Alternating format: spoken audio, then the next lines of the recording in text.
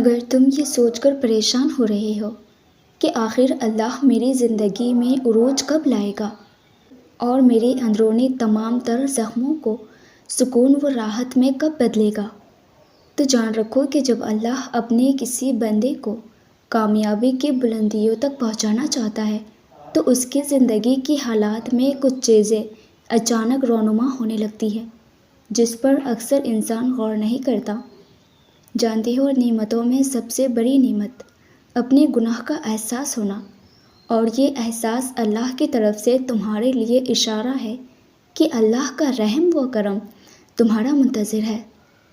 وہی ہے جو توبہ کی طرف تمہاری رہنمائی فرماتا ہے، اور توبہ کی مہلت ہر ایک کو نصیب نہیں ہوتی۔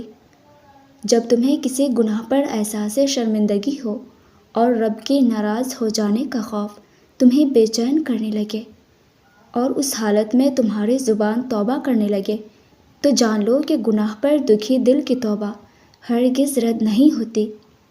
اللہ تعالیٰ ایسے بندوں سے بہت خوش ہوتا ہے، اور ایسا عروج اس بندے کا مقدر کر دیتا ہے کہ انسانی عقل دنگ رہ جاتے ہیں۔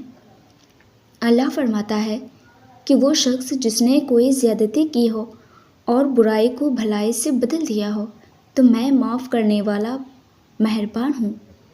اگر تم اپنے زندگی میں عروج لانا چاہتے ہو تو قرآن کو اپنا منشور بنا لو، کیونکہ قرآن مصیبت میں ہمت کا سامان ہے، ٹوٹے ہوئے ارادوں کو مضبوط اور گرتی ہوئی ہمت کو سنبھالنے والا فرمان ہے۔ قرآن اکھڑتے ہوئے قدموں کو مضبوطی فراہم کرنے کا ربانی انتظام ہے۔ ویورز، ویڈیو اچھی لگی ہو تو مجھے لائک اینڈ کامنٹ کر کے ضرور بتائیے گا، اور اسی طرح کے اسلامک موٹیویشن کے لیے ہمارے چینل کو بھی ضرور سبسکرائب کیجیے گا۔ جزاک اللہ۔